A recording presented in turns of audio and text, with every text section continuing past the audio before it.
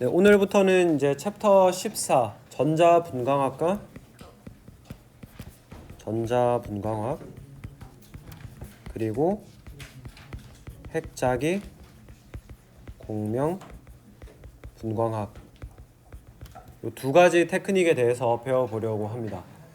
우리가 이제 앞에서 10장부터 13장까지 했을 때 우리가 배웠던 것들을 한번 쭉 돌이켜 보면은 우리가 조화진동자 모델을 풀어가지고 어떤 시스템을 이해할 수 있었나요? 분자의 진동에 대해서, 분자의 진동을 일으키는 빛의 스펙트럼에 대해서 이해를 했었죠. 그래서 얘네들이 주로 인프라레드, 적외선 영역에 위치하게 되고, 그리고 우리가 강체 회전자를 풀어가지고 알게 된 것이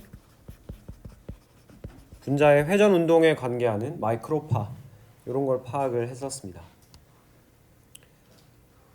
근데 이제 그러면은 사실은 전자기 스펙트럼에서 전자기 스펙트럼을 파장에 따라서 이렇게 쭉 나열했을 때 뭐 IR, 그러니까 IR이 여기 있고 뭐 마이크로파는 더 긴 곳에 있겠죠. 마이크로파 여기 더 긴 곳에 있고, 그래서 여기가 뭐 UV, 그다음에 여기가 비저블, 뭐 이런 식으로 볼 수가 있을 텐데, 그러면은 이런 파장의 빛들은 어떤 역할을 하느냐, 혹은 이거보다 마이크로파보다 더 긴 영역에 있는 빛들은 어떤 것들을 할 수 있느냐, 어떤 전위를 일으킬 수 있느냐, 그런 것들을 살펴보려고 해요. 그래서 그 중에서 우리가 주로 살펴볼 것은 전자분광학이라고 하는 것과 핵자기 공명분광학, 그래서 두 개 모두 다 여러분들이 어떤 화학과 관련된 일을 하게 될 거다라고 하면은 이 두 가지 테크닉을 굉장히 자주 많이 접하게 될 겁니다. 지금 유기화학에서 그 NMR 배우고 있나요? NMR 아직 안 배웠나요?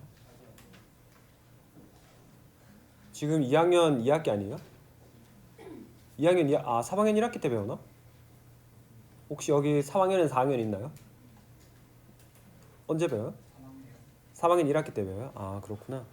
아, 그럼 좋습니다. 그럼 이걸 딱 우리가 여기서 배우고 가면은 유기화학의 그런 것들을 잘 이해할 수 있죠. 좋습니다. 그래서 먼저 우리는 분자 전자 분광학부터 이야기를 해보도록 할게요. 그래서 뭐 전자 분광학이라고 하는 것이 도대체 무엇이냐, 그걸 한번 이해를 해보려고 하는데, 그럼 얘네들은 도대체 어떤 파장의 빛을 이용을 하는 거고, 우리가 어떤 곳에 사용할 수 있느냐, 그걸 한번 보려고 해요. 그래서 먼저 첫 번째 서론. 그래서 우리가 지금 광전자 분광학에서 사용하는 빛의 파장대는 우리가 자외선이라고 부르는 울트라 바이올렛 UV에 해당하는 부분이랑 가시광선에 해당하는 우리가 영어로는 비저블이라고 부르는 그 두 가지 영역의 빛을 이용을 하는 겁니다. 그러면은 이 자외선과 가시광선이라고 하는 우리가 이름을 합쳐가지고 그래서 UV, 비스 뭐 이런 식으로 많이 부르게 됩니다. 조합으로. 그러면 얘네들이 어떤 그 분자에 이런 빛이 쪼여지게 되면은 어떤 일을 일으키냐 하면은 전자 전위를 일으킵니다. 그 무슨 말이냐 하면은 우리가 이때까지 앞에서 이야기했던 뭐 IR이니 앞에서 이야기했던 IR이니 마이크로판이 하는 것들은 전자는 다 자기 위치에 있어요. 자기 위치에 있는 상태에서 분자들의 그 모양이 뭐 더 늘어났다가 줄어들었다, 혹은 굽혀졌다 펴졌다, 이런 형태의 모션을 보여주었다라고 하면은 그거보다 더 짧은 에너지를 가지는 자외선과 가시광선을 쪼여주게 되면은 얘네들은 전자가 하나의 오비탈에서 비어있는 또 다른 오비탈로 전이될 수 있도록 그렇게 해주는 것이 되겠습니다. 그래서 여기서 말하는 전이는 트랜지션의 의미를 가지고 있는 거죠. 그래서 뭐 그림으로 그리자면은 이렇게 돼요. 우리가 분자 오비탈을 쭉 이렇게 그릴 때 전자를 두 개씩 채워오게 되잖아요. 예를 들어서 밑에 두 개가 전자가 차 있는 거고 위에 두 개가 전자가 비어 있는 occupied 그리고 virtual 이렇게 이야기를 해보도록 하겠습니다. 여기에 어떤 빛이 쪼여지게 되면은 근데 그 빛이 가지고 있는 진동수 U가 여기 사이에 요 사이에 에너지 델타 E에 해당해 가지고 전자를 밑에서 위로 밀어 올릴 수 있다라고 하면은 결과가 어떻게 될 거냐 하면은 요런 식의 전자 배치를 가지게 될 겁니다. 그래서 우리가 자외선에서 가시광선의 영역을 빛을 이렇게 쭉 조사를 해가지고 그러니까 빛을 비춰주면은 그 중에서 어떤 분자가 흡수할 수 있는 영역이 있을 거고 그 델타 E의 에너지를 가지는 진동수 U를 가지는 빛이 흡수를 하게 되는 그런 게 되는 거죠. 그래서 이렇게 찍어 보면은 내가 만약에 뭐 특정 U라고 하는 진동수를 흡수할 수 있다 그러면은 이런 식의 모양이 얻어지게 될 겁니다. 그래서 세로 축은 흡광도를 나타내겠죠. 얼마나 많이 흡광을 할 수 있느냐. 이런 모양이 나타나게 되는 거죠. 그래서 그러면은 여러분들이 아마 이런 생각을 하실 수 있을 거예요. 그러면은 우리가 지금 저 앞에 교수가 이야기할 때 진동수 U일 때 흡수를 할 수 있다라고 했잖아요. 그럼 정확하게 여기에만 딱 이렇게 나타나야지 샤프하게 뾰족하게 나타나야 되는데 왜 그렇지 않고 이렇게 브로드하게 양쪽으로 퍼져서 나타나느냐 이런 질문을 가질 수도 있죠. 근데 이게 우리가 한 가지 유념을 해야 되는 부분은 분자라고 하는 녀석이 딱 정지된 우리가 알고 있는 이퀄리브리엄 스트럭처 가장 안정한 형태의 에너지로만 존재하는 건 아니잖아요. 분자가 계속 진동 운동을 할 수 있죠, 그죠? 진동 운동도 할 수 있고 회전 운동도 할 수 있기 때문에 얘네들이 흡수할 수 있는 폭이 조금씩 넓어지는 거예요. 그러니까 어떤 애는 U보다 조금 더 작은 진동수도 흡광할 수 있고 조금 더 큰 진동수도 흡수할 수 있게 되는 거죠. 조금씩 요 델타 E가 분자의 진동에 의해서 혹은 회전에 의해서 조금씩 바뀐다. 그래서 이렇게 브로드하게 보인다라고 생각을 하시면 되겠습니다. 그래서 만약에 여러분들이 그러면은 온도를 굉장히 낮추면은 지금 실온에서 측정한 게 이거다 검은색이다라고 하면 298 켈빈. 그럼 만약에 77 켈빈에서 측정을 했다. 그러면은 일반적으로는 온도가 더 낮아지면은 이 피크가 더 샤프하게 이런 식으로 나타나게 될 겁니다.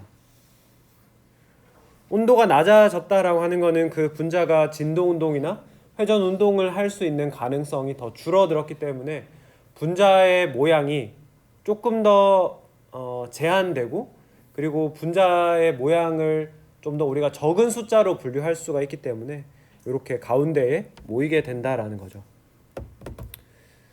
네, 잘 이렇게 이해를 하시면 되겠고 그리고 제가 지금 여기 이미 말씀을 드리면서 힌트를 다 드렸습니다만은 이 분자의 전자 전이가 일어날 때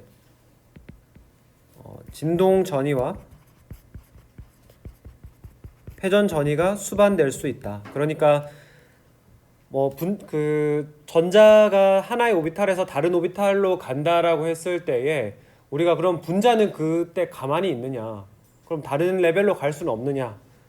여기서 보시는 것처럼 회전 전이, 진동 전이도 수반할 수 있다. 그래가지고 실제로 우리가 뒤에 가서 수소 분자의 스펙트럼 같은 거를 보겠습니다만은 실제로는 이렇게 하나의 전자 전이에 해당하는 것만 덜렁 나타나지 않고 이 분자의 전자 전이에다가 진동 전이, 회전 전이 이런 거 같이 해가지고 굉장히 모양이 복잡하게 나타납니다. 그래서 우리가 그런 스펙트럼들을 해석하는데 하기 위해 필요한 지식들을 많이 공부를 하는 거죠. 굉장히 복잡해진다. 근데 한 가지 다행스러운 점은 분자의 대부분은 바닥 진동 상태에 있다라는 거예요. 우리가 생각을 해보면은 그 에너지 준위를 이렇게 그리면은 스케일을 그리면은 바닥 상태 S0와 전자 전이 관점에서 바닥 상태 S0와 S1 요거는 제가 조금 이따 나중에 설명드리긴 할 거예요. 그러니까 지금은 그냥 요게 전자의 바닥 상태고 이게 들뜬 상태구나 이렇게 생각하시면 돼요. 그 전자 전이의 에너지 레벨이 가장 크죠. 굉장히 크고 그 사이에 이렇게 진동 전이가 빨간색으로 이렇게 나타나게 됩니다. 그리고 이 사이를 더 촘촘하게 회전 전이들이 채우고 있는 거죠. 요게 회전 이렇게 채우고 있는 거예요. 그래서 그러면은 스펙트럼이 굉장히 복잡하게 나타날 텐데, 근데 다행스럽게도 분자는 대부분 실온에서는 그 바닥 진동 상태에 머물러 있기 때문에 우리가 대부분 다 뭐 여기에 있다라고 생각하고 문제를 풀어도 혹은 상황을 이해해도 큰 무리가 없다라는 거예요. 그럼 도대체 왜 그러냐? 왜 그런지를 한번 생각을 해보면은 Hnu라고 하는 게 결국에는 진동 에너지 간격이 Hnu죠, 그죠? 이 배웠던 거 기억나시나요? 요 에너지 하나의 틱, 첫 번째 진동 에너지 레벨과 두 번째 진동 에너지 레벨 사이의 간격이 Hnu에 해당하죠. 한유 값에 해당하는데, 그러면 우리가 실온에서 이 분자가 가지고 있는 열 에너지는 볼츠만 상수 KB 곱하기 T로 주어지죠. 그러니까 특정 온도 T에서의 열 에너지를 우리가 KBT로 나타낼 수 있습니다. 근데 이 분자의 진동과 관련된 것들, 진동순 U를 일반적으로 생각을 해보면은 이 열 에너지 KBT보다는 한참 더 크다란 이야기예요. 그러니까 다시 한번 그리면 진동 에너지 레벨이 뭐 V는 0, V는 1, V는 2 이렇게 있는데, 이 간격 자체가 KBT보다는 한참 크다라는 거예요. 이 간격이 한참 크니까 우리가 주변에서 열 에너지를 공급해서는 여기 아래쪽에 있는 입자들을 들뜬 상태로 올라가게 하는 게 불가능하다는 거죠. 그죠? 우리가 어떤 전자 전이 혹은 뭐 진동 전이, 회전 전이를 일으키려면은 그 에너지 간격보다는 최소 더 큰 에너지를 줘야지 위로 올려 보낼 수 있잖아요. 그죠? 이거는 뭐 양자역학이든 고전역학이든 마찬가지예요. 내가 1층에서 2층으로 올라가고 싶으면은 내가 1층에서 2층으로 올라갈 때 필요한 포텐셜 에너지 변화보다 더 큰 에너지를 내가 사용해야지 올라갈 수 있죠. 그죠? 가만히 내가 여기에 앉아 있는데 2층으로 올라가지지는 않잖아요. 그렇게 생각을 하시면 된다. 그래서 근데 진동의 경우에는 이렇게 바닥 상태에 있다라고 굳이 강조를 하는 걸 보면은 회전 전이는 그렇지 않다라는 걸 알 수 있죠. 회전 전이는 제가 여기 그림으로도 그려놨습니다만은 회전 전이는 진동 전이보다 훨씬 더 에너지 준위의 간격이 좁아요. 그 말은 열을 가하는 것만으로도 그 회전 준위 기준으로는 들뜬 상태에 많이 있을 수 있다. 우리 사실 예전에 그 뭐 진동전이 회전전이 다룰 때 이런 이야기들을 다 했었어요. 아마 그 예전에 강의했던 거 다시 한번 보시면은 이해를 하실 수 있을 겁니다. 그렇게 하고 네 번째 특징은, 요거는 조금 주의해서 볼 필요가 있는데, 우리가 전자 전이가 일어나면서, 즉 오비탈에 전자가 차 있는 순서가 바뀌는 거예요. 바닥 상태와는 조금 달라질 때에 우리가 진동 전이가 수반될 수 있다 그랬죠. 그럼 여러분들이 생각했을 때 우리가 그 조화 진동자 생각해 보면은, 조화 진동자에서 배운 내용이 진동 전이 에너지 레벨은 델타 V는 플러스 1 혹은 마이너스 1에 관련된 전이만 나타날 수 있다라고 우리가 배웠었죠. 그래서 제가 뭐 증명하는 거는 나중에 4학년 때 양자화학 같은 거 들어보시면 나온다고, 지금 우리 그냥 받아들이자 이러면서 이야기했었던 게 있어요. 요 유도 과정을 우리가 살펴보면은 요거는 우리가 하나의 전자 에너지 준위에 있다라고 생각했을 때 그런 파동함수 식을 가지고 풀었을 때에 요런 식의 유도가 되는 겁니다. 그러니까 무슨 말이냐면은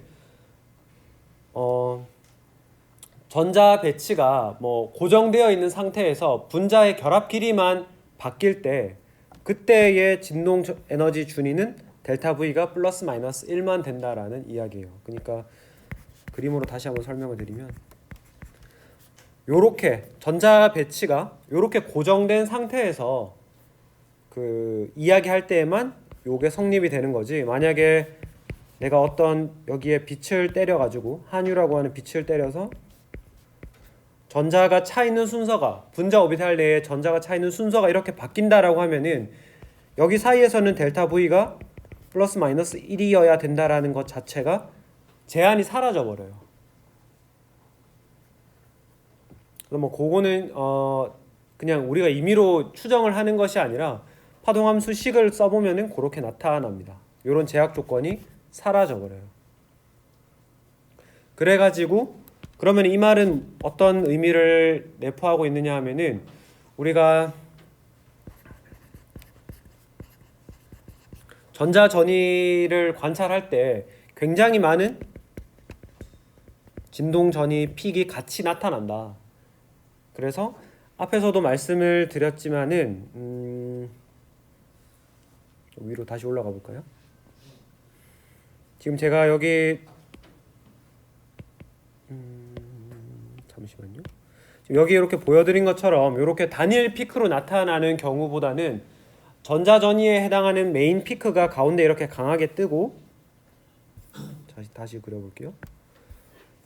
전자 전위에 관련된 피크가 이렇게 메인으로 뜨고 그 다음에 여기에 뭐 진동 에너지에 해당하는 거 한유에 해당하는 피크 위치에 또 이렇게 작은 것들이 뜨고 어차피 진동 에너지 준위는 한유 간격으로 계속 똑같잖아요. 한유 간격으로 이렇게 점점 작아지는 형태의 모양이 나타나게 됩니다. 그래서 이거를 우리가 분해능이 좋지 않은 장비를 가지고 관찰을 하면은 이런 식으로 보인다라는 거죠. 근데 만약에 여러분들이 굉장히 분해능이 좋은 것을 장비를 가지고 본다 그러면은 이렇게 스파이키한 구조를 그대로 다 관찰을 할 수가 있습니다.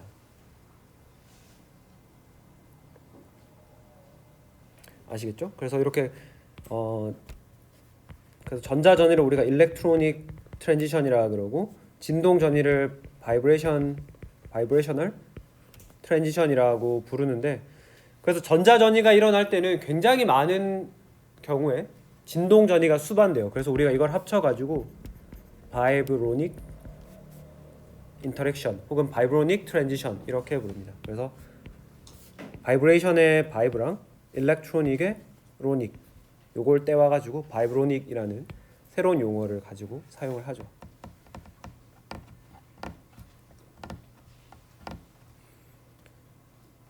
좋습니다. 여기까지 해서 질문 있으신가요?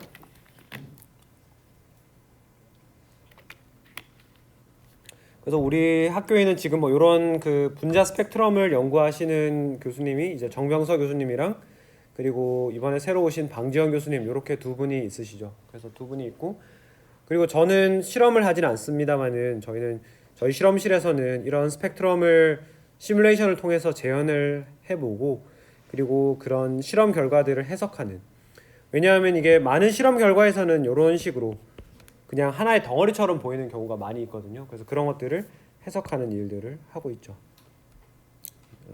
너무 깨알같이 우리 연구실 광고를 했네.